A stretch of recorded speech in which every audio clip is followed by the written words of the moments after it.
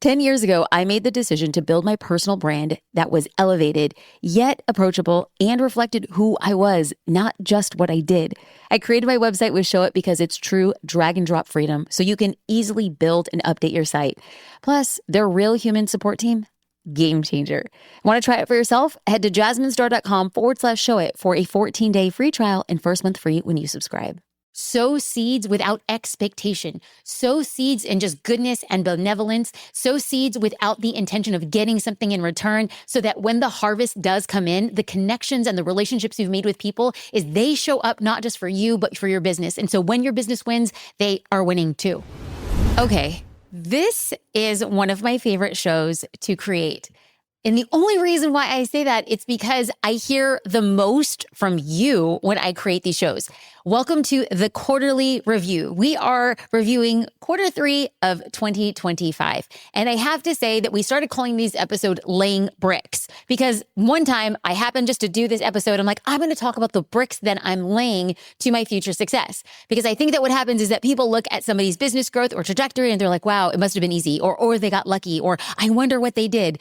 These Laying Bricks episodes are just to outline quite literally every brick that I'm laying, so that I can in the future come back and point to and say, I documented that. This is why I made that decision, or this is why this mistake or this failure ended up being one of the best things for the business. So welcome to the Jasmine Star Show, where I empower 7-figure entrepreneurs to scale to 8. And now you're getting a backstage pass to how the sausage is made. Okay, why did that come out? I have no idea. I'm a vegetarian. I haven't eaten a sausage since I was 11 years old, but here we are. Okay, quarter 3 of 2025. We're focusing on July, August, and September. So let's go back to the top of July. And I call this our vacation miracle.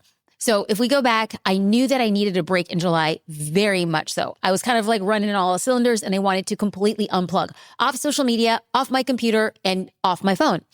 So this is what happens. We plan a trip to Santa Barbara, California, one of our favorite cities in the world. But for all of our American listeners, you will know that that is Independence Day, and Santa Barbara is a very popular destination for people coming down from Napa and up from LA. So it's so expensive. Every hotel was booked. We finally scored a place that we thought was going to be really great. I'm not going to tell you the name of the place because it was not so great. So we arrive. They're at 100% capacity on the tour when we're on our golf cart and they're taking us around the property. Like, the property is so busy. It's dirty. Every seat by the pool, and there's multiple pools, was taken. There was piles of towels everywhere. And I was like, oh, this does not feel at all like a relaxing vacation.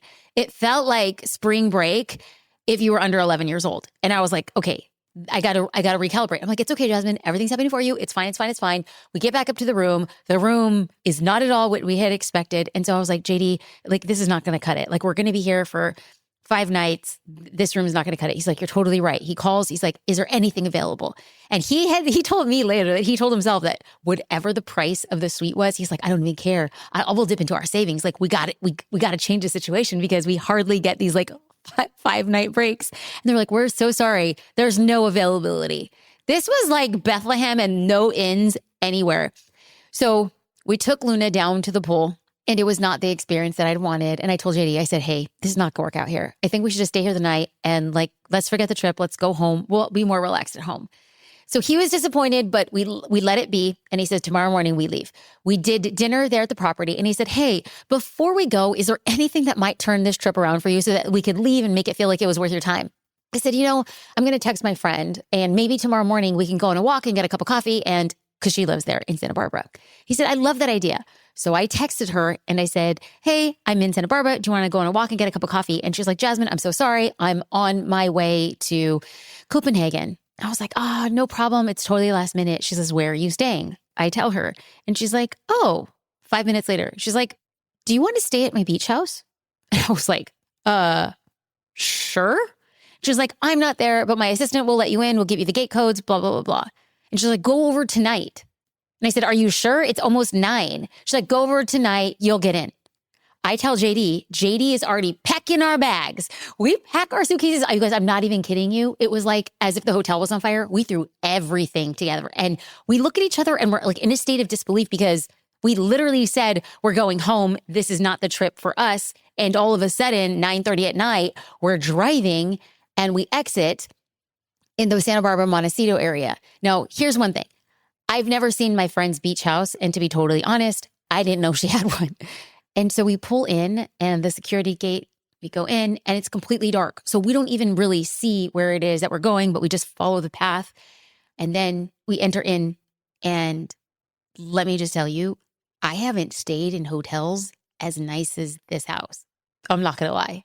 Like, we looked around and we thought to ourselves, is this a joke? Like, there's no way that we're staying in this house right now. So we go through the house and it's already very late. We put Luna to bed, crawl into bed, and we're like, tomorrow we'll do a full go through of this house.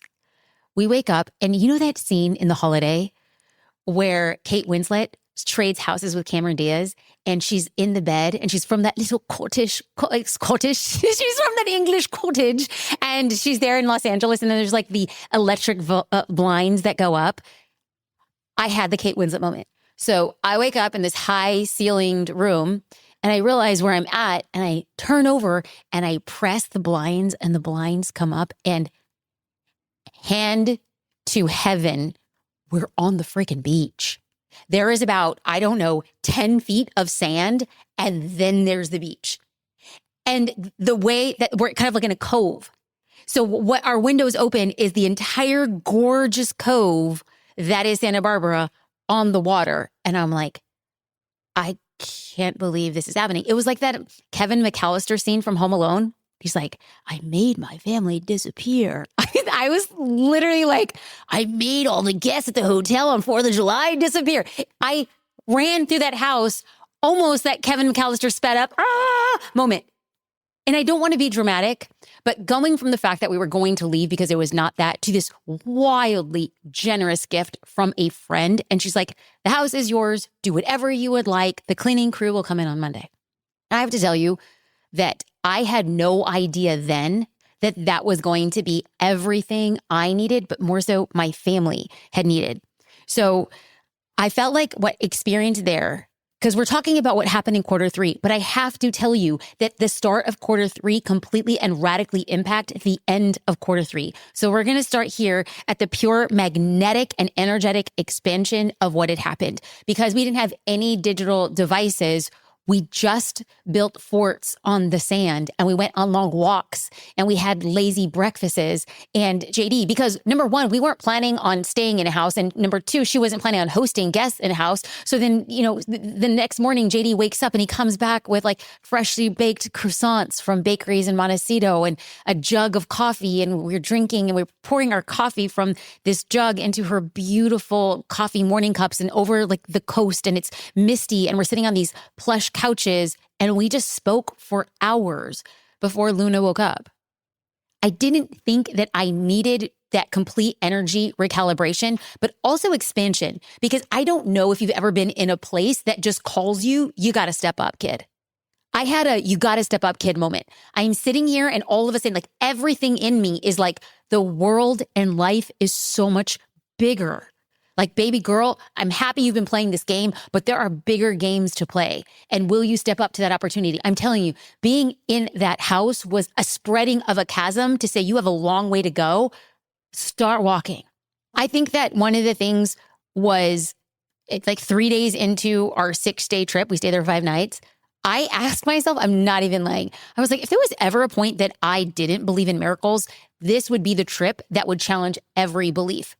Because everything from the gym that she had in her house to the modern furniture to the artwork to, her kitchen, like everything was seamless. The way that we would cook breakfasts, everything opened up to this idea that if you didn't believe in miracles, and then this thing literally came out of nowhere, landed in our lap, slapped us across the face and said, it's real. Like, everything you want and working for is real. And here is a sneak peek at it. So I will tell you that after that trip, we came back, but JD, myself, and Luna, we came back with this renewed sense of energy. And boy, did I need it. Because after we got back, the entire month of July was ongoing. I was building a sales team, and I was working with a consulting coach, and I was getting homework. So I had about an extra 6 hours of work a week. And I looked at my already full schedule and I'm like, okay, I'm gonna have to be taking these classes. I'm gonna have to be doing this work at the gym. So I would be listening to my trainings. I'd be doing my homework as I was getting ready for the day at the gym, going on a walk at night. And I was getting ready for our mastermind prep at this time because I was going to be training our sales team during the mastermind event that I would be having in August. So we talk about laying bricks and showing you the forecasting we had to do to say, if I have 6 extra hours of work every single week on top of an already full schedule and we're planning for an event, we needed to start 4 or 5 weeks in advance to start prepping for that. On July 11th, I had a conversation with the Speaker Bureau Conference. So there are bureaus that represent speakers, and these bureaus will all go to one national conference. And if you're asked to speak at that event, it's a big deal because bureaus will pitch you if they like you. So the owner of the event reached out to me and said, would you like to come and keynote at the Speaker Bureau event? To which I was really honored and then super intimidated. So the goal for 2026 for me was I really want to get back into speaking. I had taken a big step back in 2025. It just wasn't in alignment to where I wanted my goals to be. And now we're trying to pick it back up again, but building momentum is very difficult. So this call was very apropos. And I said, if my goal is to speak more, this opportunity is going to be great for me. So it was a strategic pitch. He came to me, asked for a few ideas. I went back and I said, this is how I see it lay out. And so I think that this is going to be really exciting. So we're going to have outbound people, perhaps, when I do well at the conference. There will be a lot more people lobbying on my behalf to speak at events. I will keep you posted, but this is why I'm doing this episode. I'm laying a brick in 2025 so that hopefully in October, November, December of 2026, I could look back and say that was well worth the brick and the time it took for me to build those pathways. July 14th, this is when we open a very, very, very small private beta launch to Consistent 10K. Now, I've spoken a lot on this podcast about what had happened as we built the sales team, as we debuted that new program. I've gone there and I'm not going to repeat it here because you will know it has been months and months of training and prep. But I want to highlight that particular date because I thought that the beta launch was going to be anywhere from 2 to 3 weeks. But as you will see, it took us 12 weeks to take it public. And I can get into all the details why. I actually shared that on a podcast of why it took us so long. And it was great. We had way more demand than we had supply. And we were like, we can't grow that fast. So we kept on pulling it back and pulling it back and pulling it back, debuting it in public. The demand was there, but it was a good problem to have. But I had to be very strategic and focused on slowing down. And not slowing down because I need to be small or be slow, slowing down because we had to lay things out strategically. So July 18th through August 3rd, what's happening here is I am going through and working through edge assessments of people who join the mastermind. So we have an edge assessment that when we work with consulting clients, or if I'm sitting as an equity advisor, we have our clients, we have the companies that I'm a part of do an edge assessment, which is a deep dive on their business. And we go through every single part of their business. We understand their key players. We understand their profitability. We understand profitability of individual offers. So what I did is I requested everybody in my mastermind to do the edge assessment. So over a 2 to 3 week period, I was meeting with all 20 people in the mastermind one-on-one to go through their edge assessment, to look at the opportunities for growth and development on their team, to really push on what their profitability was. So every single person had an hour session with me. So I had to fit in 20 hours of one-on-one meetings during that 3-week period. So you'll see here that the brick I was distinctly laying for the mastermind was going to be my main focus at this point in time.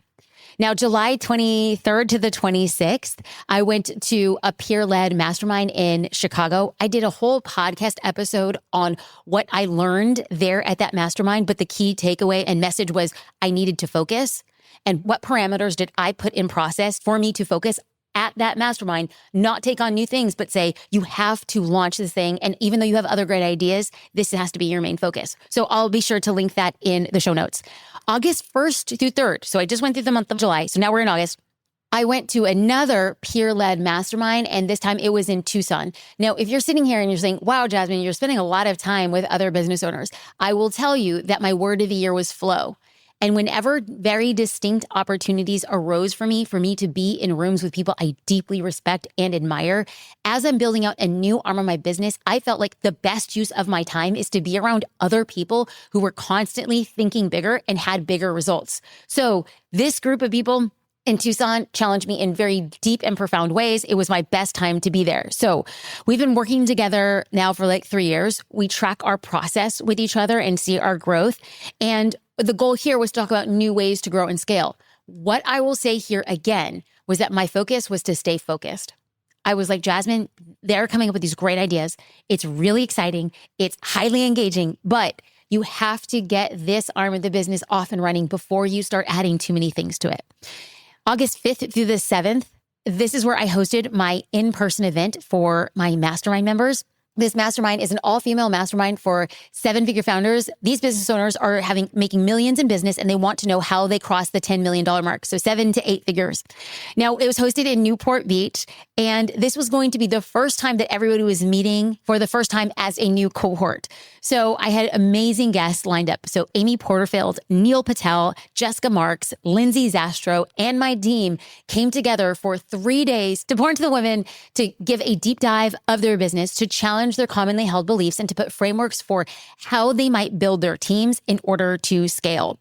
So I wanted to take the advice that I'd given myself, which was to do less and focus. And that became the theme of this 3-day mastermind event, is that in this temptation to do more, what happens is when you do more without very strong systems in place, the future becomes shaky. So what I wanted to do for these 3 days was, what do your systems look like? What do your teams look like? And are you truly set up to scale? If we're not that, what do we need to do to strip away to get us to that point? August 16th, I posted a vlog about this event, so you could see it there on YouTube if you want a behind the scenes look at what it was. I went to a Powerhouse Women event. I spoke on a podcasting panel there. There was about, I think, 600 or 700 women there, all entrepreneurs. And I spoke about creating content, about my podcast. And one of the things that came up again and again was this idea that many people struggle with imposter syndrome. And I'm going to tell you about a switch that flipped for me when it came to imposter syndrome. Imposter syndrome, as it's classically defined, is I don't feel like I should be doing this, or I don't feel like I am capable, or I am not special, or I don't know if I should be doing this. It's like this less than theory, right? And I once heard it described by Jay Shetty as imposter syndrome isn't that you are less than, it's just you might know less than somebody else. And I loved that so much, because when I go to these events and I see the manifestation of imposter syndrome, I now look at that with deep empathy, because it's not about the version of me who didn't feel like she was enough. It's about understanding that life was giving me signs for what I needed to learn more so I could step into the next level of myself. So during this time, by now we are in the middle of August, and I and my team member, Katie, we are still doing all of the sales calls. So in addition to my workload, I am waking up early in the morning. I am taking care of things early in the morning. And then after Luna goes to bed, because in the middle of the day, I was really over-indexing on sitting on sales calls. I wanted to learn what we needed to do. I wanted to build a strong script. I wanted to build our sales system for who we were serving, to give and over-deliver on what their expectations were. So October 26th through the 31st. So for 5 days, it was very last minute.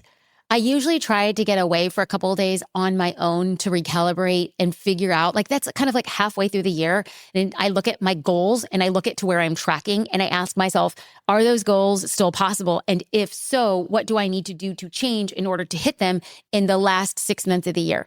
Well, I can get into all the reasons why my plans fell through.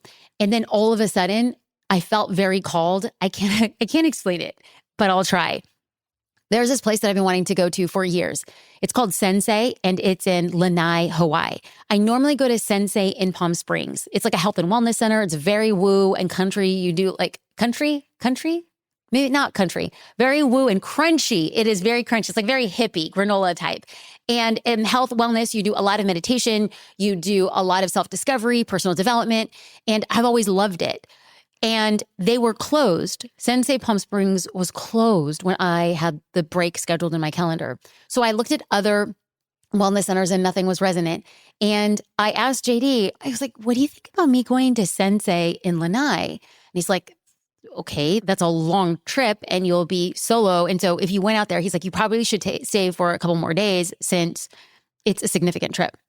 And we were going to this place called the Sawdust Festival here in Laguna Beach. It happens during the fall through Christmas. It's a lot of artisans who live in Laguna Beach. And so you buy tickets and you just buy from local artisans. And we were walking through this, and out of nowhere, like Luna runs up to this art display and she pulls out, she loves cats. So she pulls out this art piece and it's two cats. And the title of the art piece was Cats in Hawaii. And I was like, okay, that's just crazy. I'm talking about Lanai and the cats in Hawaii. Okay, it's nothing.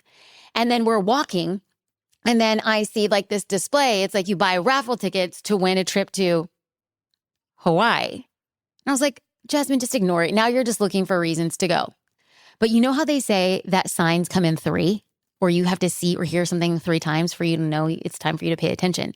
Well, next door, there's a restaurant at Sawdust Festival, and you eat outside. And JD had ordered food, and Luna and I were sitting outside. And why, of all the songs that are playing, is Ziggy Marley's On a Beach in Hawaii. JD is coming out with his tray of food, and he's singing. He loves reggae, and he's like, on a beach in Hawaii. And our eyes meet, and he's like, are you supposed to go to Hawaii? And I'm like, I think I'm supposed to go to Hawaii. On the drive home, I book a flight to Lanai, and I book a stay at Sensei. And I will have to tell you, I'm going to probably have to come back and do a separate episode. There is a lot of stuff that has come up for me in my personal life in 2025. Like I've said 1,000 times before, I'm very open on this podcast. This is a place where I am seen for all of me. And what I will say is there's been a lot of things that have been uncovered in my personal life, a lot of things that will explain 1,000 things over in retrospect. I am still doing a lot of work, and I'm talking to a lot of people to figure out what I should be talking about publicly and not. But what I will say was I went to Lanai to have a breakthrough about my business. And not only did I have a lot of clarity around what I was doing, I had a breakthrough around who I was and who I needed to be in order for us to scale in the magnitude that I want in 2026. So I am able to leverage past experience, things that I felt like completely knocked my teeth out, and learn how I leverage that into this next version of who I am. If you ever have an opportunity to get away, even if it's just for one night, to really go deep and focus on who you are as a business owner in relation to the business, I highly recommend it.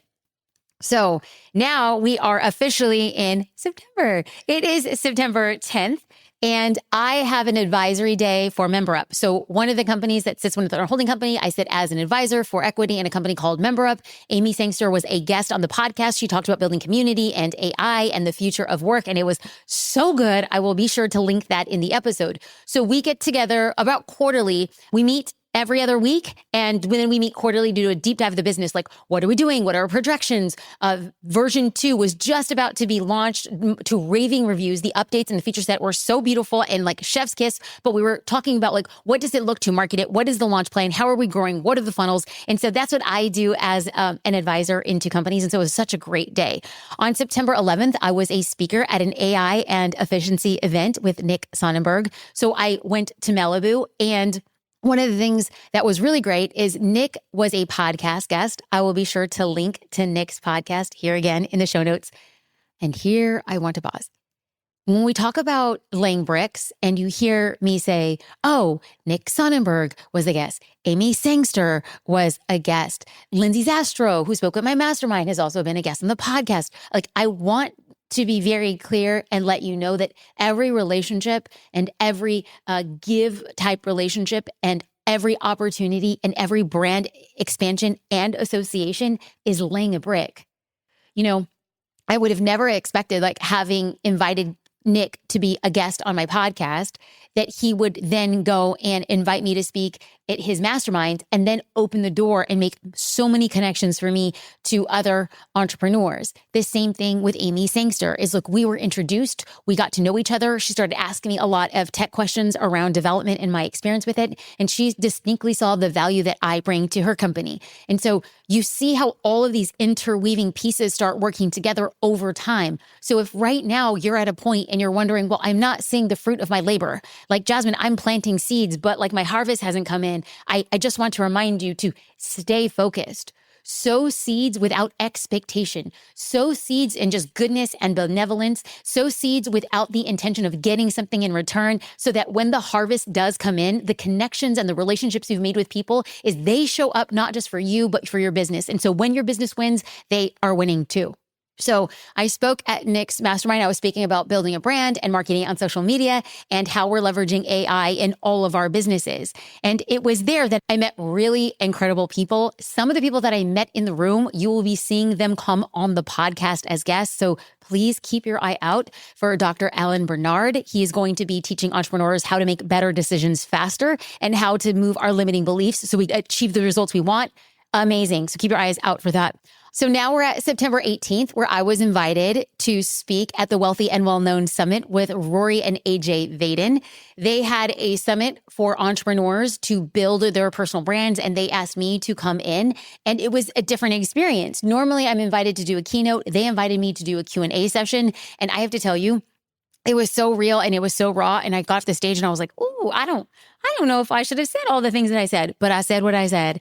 And I realized in that moment that I am intended to do one of two things with who I am and the content I create. I am to attract people or I am to repel people.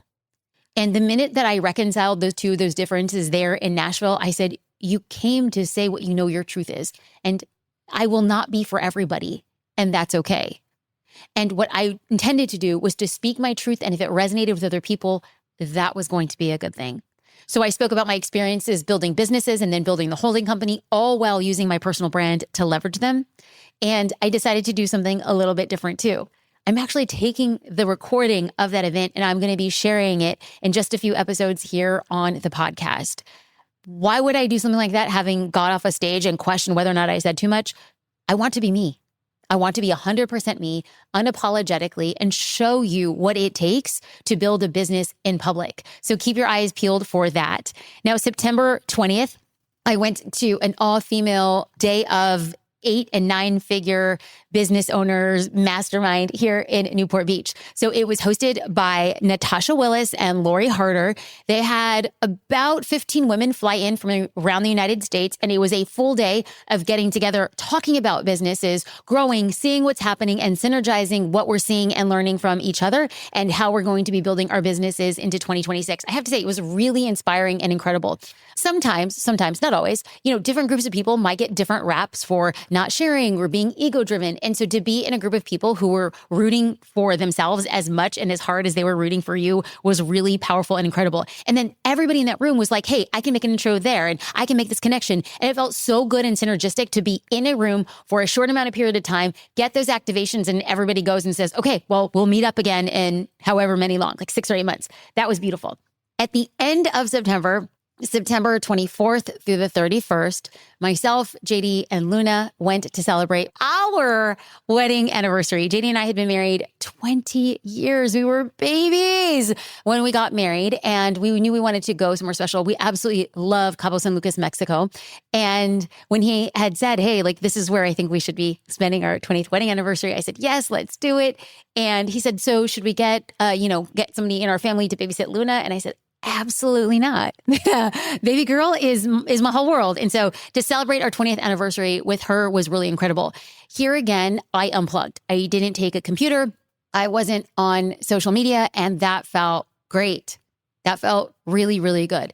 And so I am ending Q3 the same way I began Q3, by unplugging, by getting white space, by going deep and within, and then just taking the time to recalibrate. Who am I? What do I want? And what am I focusing on? And I hope that at the end of this episode, what you hear are the same invitations for yourself. Who are you? What do you want? And what are you focusing on? I create these episodes to bring you on the journey of what it looks like to build quarter by quarter. When I gaze into what will happen in Q4, there is a lot of unknowns. In fact, at the time of this recording, during the lunch break on this podcasting day, I admitted to the podcast producer, I was like, I'm just tired of not knowing all the things. Every day, I'm like, oh, I realize I don't know this. Oh, I realize I don't know that. Here's another thing I yet don't know. And it has been a series of answering unknowable questions and making the decision to say, I'm going to make a decision without all of the information, and I'm going to make the best decision I know how, and it might be wrong, and that's okay. Because however fast I made that decision is however fast I can change that decision. And friends, that is the story of entrepreneurship. Entrepreneurship will be filled with days that are fully dark and completely overwhelming. There will be days that are high and light, and even on those days that you just barely can't believe this is your life, they will be filled with unrequited joy. And then there are days where you feel like if everything could have gone wrong, that was the type of day that you had. And then on those far and few moments on the in-between, you look around and you actually tell yourself, I am having so much fun. I hope that for you. I hope that in the mix of the emotion, from the dark nights to the early mornings to figuring out a bunch of questions that you don't know how to figure out, and yet you find yourself being able to do that if you look back at your past and you realize that you didn't know anything back then. And the moment that has brought you here now today is so much bigger than you ever thought you were capable of. Somebody once told me that my current PR will soon be my warm-up. My current max out, the heaviest that I could possibly lift at some point in the future, will become my warm-up. And I think the same for business. There is a version of me who can never imagine doing the thing that I'm doing today. And there's a version of me in the future who is looking at me today saying, keep going. Now is not the day you quit. You haven't finished, and you will figure it out. I hope the same for you. Thank you for watching and listening to these quarterly reviews. Like always, I will only make them if I hear back from you. If it resonated, if it was helpful, if you made it to the end, shout out. This is your invitation to send me a direct message. I would love to connect with you, and thank you personally for listening. Friends, this is the Jasmine Star Show.